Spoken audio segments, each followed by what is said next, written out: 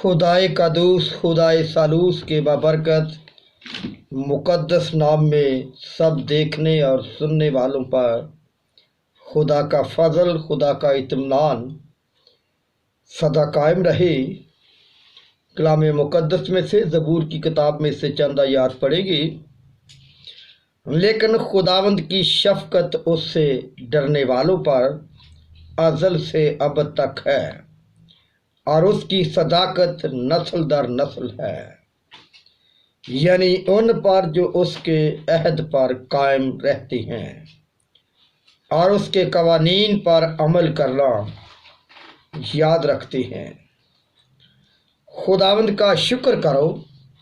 اور اس کے نام سے دعا کرو، قوموں میں اس کے کاموں کا بیان کرو، اس کی تعریف میں گاؤ، اس کی مدح سرائی کرو، اس کے تمام عجائب کا چرچا کرو، اس کے مقدس نام پر فخر کرو۔ کلام مقدس میں سے آج ہم جس حوالے پر غور کریں گے وہ خداوند یسوع مسیح کا پہاڑی واز ہے، جو مقدس متی کی انجیل میں اس کے 5ویں باب اور 21ویں آیت سے شروع ہوتا ہے۔ 5واں باب 21ویں آیت میں لکھا ہے، مقدس متی رسول کی معرفت: تم سن چکے ہو کہ اگلوں سے کہا گیا تھا کہ خون نہ کرنا، اور جو کوئی خون کرے گا وہ عدالت کی سزا کے لائق ہوگا۔ لیکن میں تم سے یہ کہتا ہوں، جو کوئی اپنے بھائی پر غصے ہوگا وہ صدر عدالت کی سزا کے لائق ہوگا۔ کلام مقدس کا پڑھا جانا ہم سب کے لیے باعث برکت ہو۔ کلام مقدس کے اس حصے میں جب ہم پڑھتے ہیں تو خداوند یسوع مسیح نے عہد عتیق کا ایک حوالہ کوڈ کیا، اور اس نے کہا کہ تم سن چکے ہو کہ اگلوں سے کہا گیا تھا کہ خون نہ کرنا۔ جب خداوند یسوع مسیح نے یہ حوالہ دیا کہ تم سن چکے ہو کہ اگلوں سے کہا گیا تھا کہ خون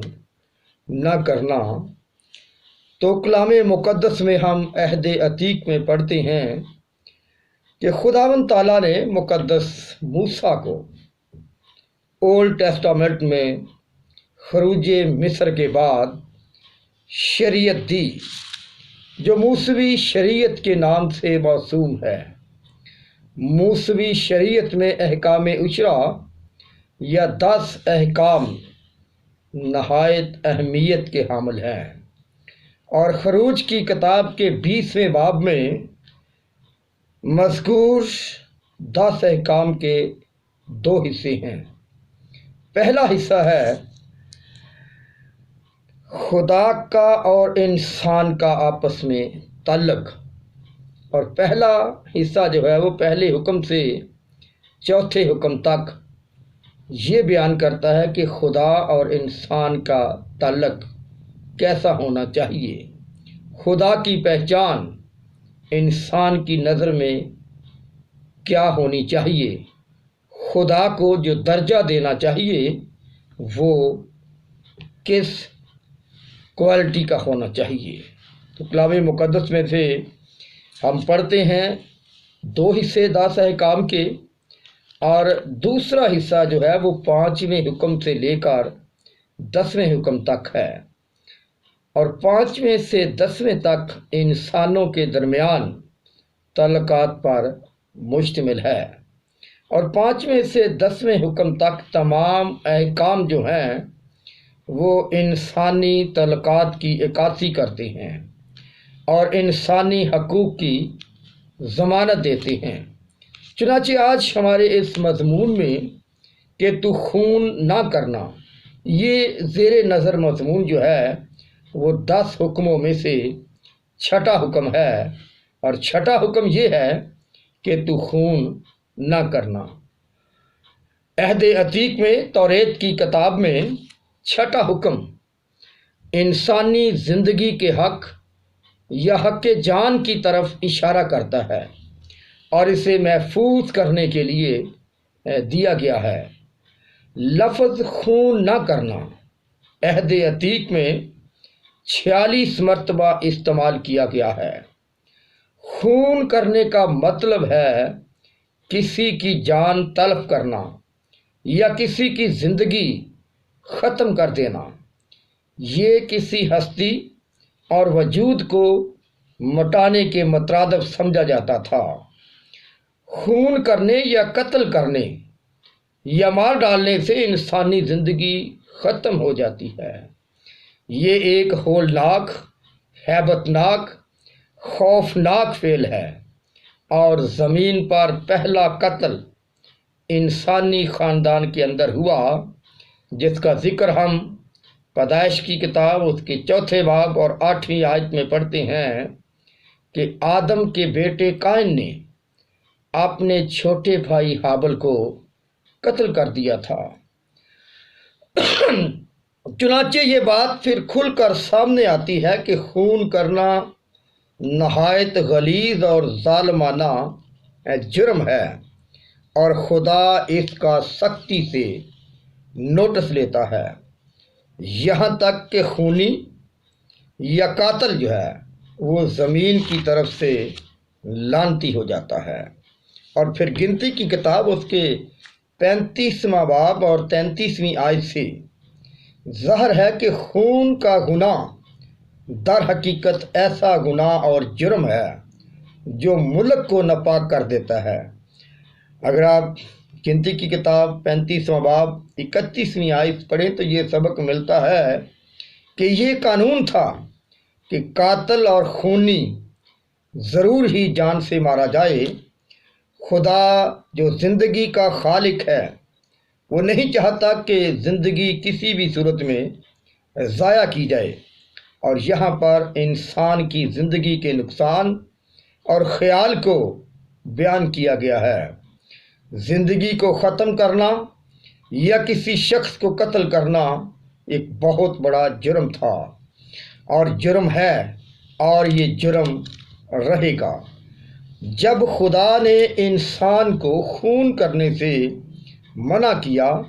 تو اس نے انسان کی حق جان یا زندگی کے بنیادی حق کی توثیق کی ہے۔ اس سے پہلے کلام مقدس میں مقدس موسیٰ نے یہ حکم دیا، اور اس سے پیشتر خدا نے مقدس نوح اور اس کے بیٹوں سے کہا کہ جو آدمی کا خون کرے گا اس کا خون آدمی سے ہوگا۔ خدا نے آدمی کو اپنی صورت پر بنایا۔ پیدائش کی کتاب 9واں باب اور اس کی 5ویں اور 6ٹھی آیت کو پڑھ کر دیکھ سکتے ہیں آپ۔ اور اس کے بعد مقدس موسیٰ کو یہ حکم دیا گیا، اور یہ حکم 6ٹھا حکم ہے کہ تو خون نہ کرنا۔ یہ ایک باقاعدہ حکم تھا اور جس کا اطلاق پوری بنی اسرائیل پر کیا جاتا تھا۔ اس قانون کے بعد اس کی خلاف ورزی یا خون کے گناہ اور جرم کے ارتکاب کے لیے سزا بھی موت مقرر کی گئی تھی، جو کہ 2 گواہوں کی شہادت میں عمل میں لائی جا سکتی تھی، اور یہ قانونی طریقہ تھا جس سے خون کے مجرم کو سزا دی جاتی تھی۔ اور یہ بات بھی گنتی کی کتاب اس کا 35واں باب اور اس کی 30ویں آیت میں لکھی ہوئی ہے۔ اس کا حکم دیا جانا، اس کا نفاذ، اس پر عمل درآمد کے لیے باقاعدہ قانونی لائحہ عمل،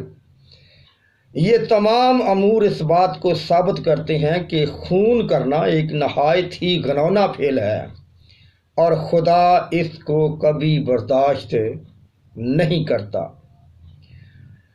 اس لیے خدا کو اس بات سے سخت نفرت ہے،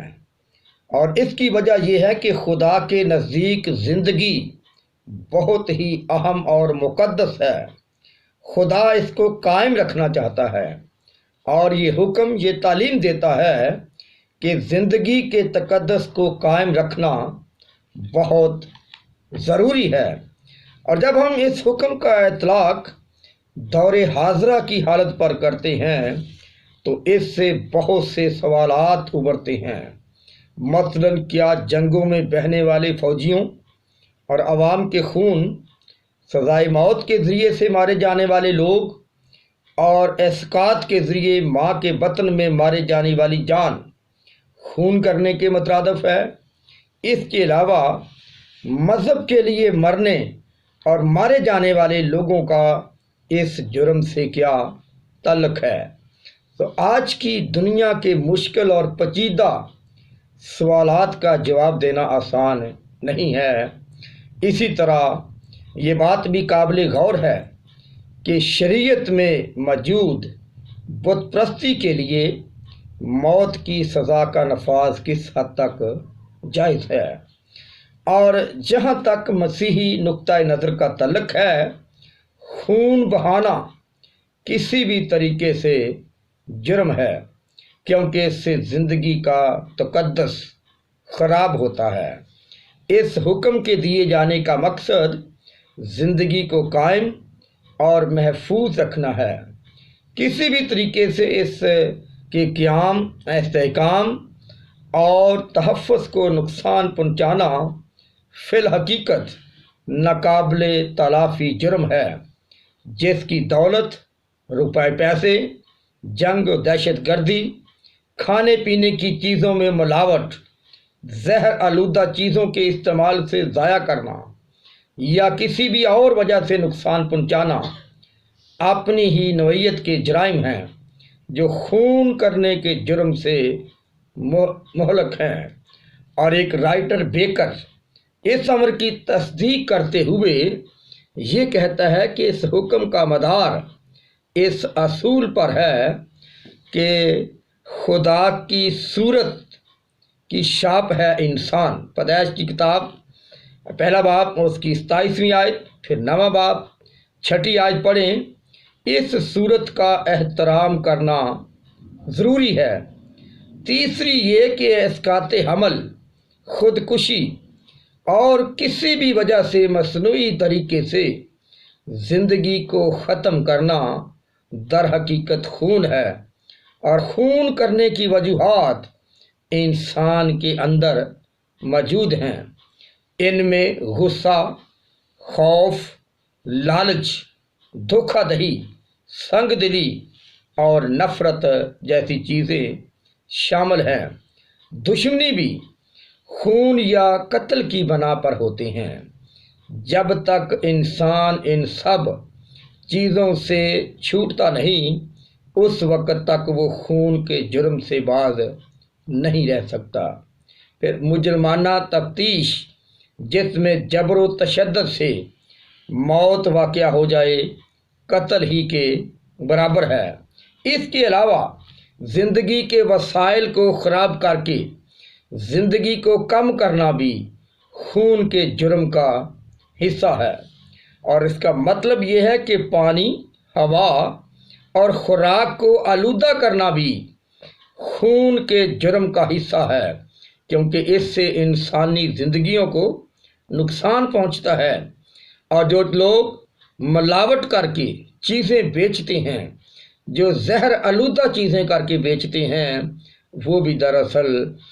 انسانوں کے قتل میں شامل ہیں۔ اس لیے ان سب باتوں کو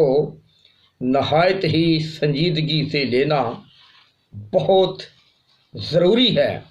اور موجودہ دور میں ہم دیکھتے ہیں کہ کوئی چیز بھی ملاوٹ کے بغیر نہیں ملتی۔ دودھ میں پانی تو درکنار، یہ بھی ایک لعنت ہے، لیکن اس سے ہٹ کر لوگ کیمیکل سے دودھ بنا رہے ہیں اور پاؤڈر ملا کر دودھ ملا رہے ہیں، اور بہت سے طریقوں سے چیزوں کو ملاوٹ کر کے، زہر آلودہ کر کے منافع کمانے کی چکر میں انسانیت کا قتل کیا جا رہا ہے۔ ایک اور رائٹر ڈبسن جو ہے وہ خداوند یسوع مسیح کے حوالے سے یہ بیان کرتا ہے کہ نفرت کرنا بھی قتل کے مترادف ہے۔ اور انجیل مقدس میں، مقدس متی کی انجیل، اس کا 5واں باب اور اس کی 21ویں اور 22ویں آیت میں لکھا ہے کہ تم سن چکے ہو کہ اگلوں سے کہا گیا تھا کہ خون نہ کرنا، اور جو کوئی خون کرے گا وہ عدالت کی سزا کے لائق ہوگا۔ لیکن میں تم سے یہ کہتا ہوں، جو کوئی اپنے بھائی پر غصے ہوگا وہ عدالت کی سزا کے لائق ہوگا، اور جو کوئی اپنے بھائی کو پاگل کہے گا وہ صدر عدالت کی سزا کے لائق ہوگا، اور جو اس کو احمق کہے گا وہ آتش جہنم کا سزاور ہوگا۔ بہت سی چیزیں ہیں جنہیں ہم نظر انداز کر دیتے ہیں یا جنہیں ہم اپنی زندگی میں عام استعمال کر کے سمجھتے ہیں کہ شاید یہ کوئی بہت بڑا جرم نہیں ہے، لیکن پہاڑی وعظ میں خداوند یسوع مسیح نے کلیئر کر دیا گیا ہے کہ ہم کن کن باتوں کے سبب سے قاتل بن جاتے ہیں، خونی بن جاتے ہیں۔ اور خداوند یسوع مسیح نے پہاڑی وعظ میں بہت ہی خوبصورت یہ پیغام دیا ہے،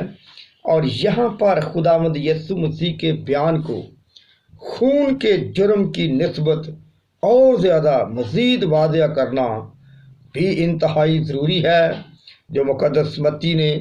5ویں باب 21ویں اور 22ویں آیت میں بیان کیا ہے۔ خداوند یسوع مسیح نے اولاً تو خون نہ کرنے کا حکم جو خروج کی کتاب 20ویں باب 13ویں آیت میں درج کا، اس حوالے کو کوٹ کیا، اور اپنے سامعین کو یہ باور کرایا کہ پہلے بھی انسان کو یہ حکم مل چکا ہے، اور انہوں نے یہ حکم پہلے بھی سنا ہے کہ خون نہ کرنا، بلکہ خداوند یسوع مسیح نے اس اقتباس میں بیان شرط کا بھی حوالہ دیا ہے، جس کا ذکر ہم اس سے پہلے ابھی تھوڑی دیر میں نے آپ کے سامنے کیا۔ اس کا عدالتی طریقہ کار ہے، 2 گواہوں کی گواہی سے ثابت ہوتا ہے، پھر مجرم کو سزا دی جاتی ہے۔ لیکن خداوند یسوع مسیح نے اس سے بھی آگے بڑھنے کا اظہار کیا ہے کہ اگر کسی شخص نے اپنے بھائی پر غصہ کیا اور غصہ کرنے والے کو عدالت کی سزا کے لائق قرار دیا ہے، اور پھر اس سے بڑھ کر پاگل اگر کوئی اپنے بھائی کو کہے گا تو بھائی کو پاگل کہنے والے کو صدر عدالت کی سزا کے لائق قرار دیا ہے، اور پھر بھائی کو احمق کہنے والا شخص جو ہے اس کے بارے میں لکھا ہے کہ وہ آتش جہنم کی سزا کا مستحق ہے۔ اس سے یہ بھی ظاہر ہوتا ہے کہ خداوند یسوع مسیح نے بھائی کو قتل کرنے پر، بھائی پر غصے ہونے پر، بھائی کو پاگل کہنے اور احمق کہنے پر بھی سزا کے لائق گردانا ہے، اور اس سے خداوند یسوع مسیح نے غصہ، بد کلامی، بدگوئی کو بھی جو اپنے بھائی کے خلاف کی جا سکتی ہے جرم کہا، اور یہ فیصلہ دیا کہ ان کو قرار واقعی سزا جو ہے وہ ملنی چاہیے۔ اور اس سے یہ اندازہ کرنا مشکل نہیں ہے کہ خداوند یسوع مسیح کے نزدیک قتل کرنا ہی ایک گھناؤنا جرم نہیں، بلکہ بھائیوں کے بارے میں ناروا، ناواجب، ناجائز اور نازیبا کلمات، الفاظ اور باتیں کہنا بھی انسانیت کے لیے نقصان دہ ہے، اور انسانی زندگی کو خراب کرنے، اس کی تذلیل کرنے اور اسے برباد کرنے کے مترادف ہے۔ اور جیسا کہ اس سے پہلے بھی یہ کہا جا چکا ہے کہ یسوع المسیح نے خون کرنے کے برعکس محبت رکھنے کی تعلیم دی ہے۔ میل ملاپ اور صلح پر خداوند یسوع مسیح نے زور دیا ہے۔ اگر آپ پہاڑی وعظ میں متی 5واں باب 23ویں آیت سے 25ویں آیت کا مطالعہ کرتے ہیں تو 25ویں آیت میں لکھا ہے کہ جب تک تو اپنے مدعی کے ساتھ راہ میں ہے اس سے جلد صلح کر لے،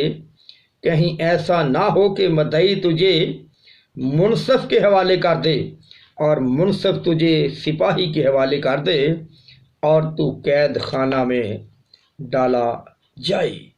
مزید اگر ہم اس کے بارے میں پڑھنا چاہتے ہیں تو مقدس لوکا اس بیان کے بارے میں بیان کرتا ہے کہ یسوع مسیح نے دشمنوں سے محبت رکھنے، عداوت رکھنے والوں کا بھلا کرنے اور پھر لعنت کرنے والوں پر برکت چاہنے کی تاکید کی ہے۔ تحقیر کرنے والوں کے لیے دعا کرنے کے لیے کہا گیا ہے، بلکہ یہاں تک جو ہماری سوچ اور ہماری فطرت کے خلاف ہم سمجھتے ہیں کہ اگر کوئی تیرے ایک گال پر تمانچہ مارے تو دوسرا گال بھی اس کی طرف پھیر دے، چوگا لینے پر کرتا لینے سے بھی منع نہ کرنے اور مانگنے پر دینے کی تعلیم جو ہے وہ خداوند یسوع مسیح نے دی ہے۔ اور پھر خداوند یسوع مسیح کے شاگردوں نے بھی محبت پر زور دیا اور خون کرنے کے جرم سے باز رہنے کی بھرپور ترغیب دی ہے۔ بلکہ مقدس یوحنا نے تو اس سلسلے میں نقطۂ عروج پر بیان کیا اور کہا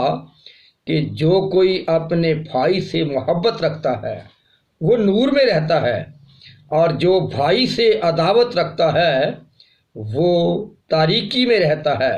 یوحنا کا پہلا خط اس کا 2 باب اور اس کی 8ویں اور 9ویں آیت پڑھ کر آپ دیکھ سکتے ہیں جو کچھ یوحنا محبت کا پیغام دیتا ہے، اور بلکہ یہ بھی کہ جو محبت نہیں رکھتا وہ موت کی حالت میں رہتا ہے، جو بھائی سے عداوت رکھتا ہے وہ خونی ہے اور کسی خونی میں ہمیشہ کی زندگی موجود نہیں رہتی۔ یوحنا کا پہلا خط 3 باب 14ویں اور 15ویں آیت پڑھ کر مطالعہ کر سکتے ہیں۔ اور پھر مقدس پطرس نے محبت کو دینداری کی زندگی کا سب سے آخری درجہ قرار دیا ہے۔ پہلا پطرس پہلا باب 7ویں آیت اگر آپ پڑھ کر دیکھ لیں، پھر پہلا کرنتھیوں 12واں باب پہلی آیت سے 33ویں آیت تک، اور اس حکم کی جب ہم تفسیر کرتے ہیں یا علماء نے جو اس کی تفسیر کی ہے، اور جو لفظ قتل کرنے یا خون کرنے کے لیے یہاں استعمال ہوا ہے اس کے معنی ارادتاً یا دانستہ طور پر منصوبہ کے تحت خون کرنا، اچانک خون کرنے کو ظاہر کرتا ہے، اور بلکہ حادثاتی قتل بھی اس میں شامل ہے۔ اور اس کا یہ بھی کہنا ہے کہ جنگ یا سزا کے طور پر موت یا زندگی کا خاتمہ کرنا کسی حد تک وہ رائٹر جو ہے وہ کہتا ہے جائز ہے۔ اور ہمیں اپنی زندگی میں کیا کرنا چاہیے، ہم کن کن طریقوں سے خونی بن جاتے ہیں۔ خداوند یسوع مسیح نے، اس کے شاگردوں نے محبت کا پیغام دیا اور احترام انسانیت کا پیغام دیا ہے۔ آج ہمیں سوچنا چاہیے اس چھٹے حکم پر کہ محض یہ قتل نہیں ہے کہ ہم کسی کو شوٹ کر دیتے ہیں، گولی چلا دیتے ہیں یا کسی کا گلا کاٹ دیتے ہیں، بلکہ ملاوٹ کر کے نسل در نسل لوگوں کو جو زہریلی چیزیں کھلاتا ہے اور جو بھائیوں کے درمیان نفرت پھیلاتا ہے، جو عیب جوئی کرتا ہے، کسی کو اس کے مرتبے سے گرانے کے منصوبے بناتا ہے اور ایسی سازشیں تیار کرتا ہے، دراصل وہ شخص بھی خونی ہے۔ اس لیے چھٹے سے 10ویں حکم کو جب ہم پڑھتے ہیں تو اس میں ہمیں بہت ہی ایسی نصیحتیں ملتی ہیں جو خدا اور انسان کے درمیان تعلقات کو قائم رکھتی ہیں۔ خون کرنے کی مخالفت کرنا زندگی کی سالمیت اور زندگی کے حق کی ضمانت ہے اور انسانوں کے گہری اور قریبی تعلقات کو مضبوط کرتا ہے۔ محبت جو ہے وہ رشتوں کو مضبوط بناتا ہے۔ اس لیے ہم مختصر طور پر یہ بھی کہہ سکتے ہیں کہ چھٹا حکم خون نہ کرنا یہ ظاہر کرتا ہے کہ خدا زندگی کو مقدس قرار دیتا ہے، اسے ضائع کرنا جرم ہے۔ خدا اس جرم سے نفرت کرتا ہے اور چاہتا ہے کہ غصہ، حسد، لالچ، بغض، کینہ اور اس طرح کی تمام باتیں جو خون کرنے کے باعث بن جاتی ہیں، ان سے بچنا انتہائی ضروری ہے۔ بدگوئی، بد کلامی اور نازیبا کلمات سے بھی پرہیز کرنا چاہیے۔ اور خداوند یسوع مسیح کے بارے میں لکھا ہے کہ اس کی زبان میں چھل ہرگز نہیں تھا۔ لہذا یہ بات ہمیشہ اپنی زندگی میں یاد رکھنا انتہائی ضروری ہے۔ چھٹا حکم موسیٰ کی معرفت دیا گیا کہ تو خون نہ کرنا، اور خداوند یسوع مسیح نے اس کی اور زیادہ وضاحت کھول کر دی ہے کہ اگر کوئی اپنے بھائی پر غصے ہوتا ہے، اگر کوئی اپنے بھائی کو پاگل کہتا ہے، اگر کوئی اپنے بھائی کو احمق کہتا ہے، تو دراصل وہ بھی خونی کی کیٹیگری میں آ جاتا ہے۔ لہذا خداوند یسوع مسیح نے نہ صرف تعلیم دی بلکہ اس کے لیے اس نے ذاتی نمونہ بھی پیش کیا اور یہ تعلیم بھی دی، اور اس کی زندگی محبت کا نمونہ ہے۔ اس لیے ہر ایک کے لیے لازمی ہے کہ ہر انسان اپنے ہم نفس انسان سے محبت رکھے، کیونکہ خدا محبت ہے اور اس کا عکس ہماری زندگیوں سے ریفلیکٹ ہونا چاہیے۔ یسوع مسیح کی زندگی کا ریفلیکشن ہمیں بن کر زندگی گزارنی چاہیے۔ تو آئیے ان حکموں پر غور کریں، اور خاص طور پر آج کا جو حکم، چھٹا حکم ہے کہ تو خون نہ کرنا، ان باتوں پر بھی غور کرنا چاہیے جنہیں ہم معمولی باتیں سمجھتے ہیں، لیکن دراصل وہ بھی ایسی حرکتیں خونی کے برابر حرکتیں ہیں۔ خدا ہم سب کو اپنے کلام میں برکت دے، آمین۔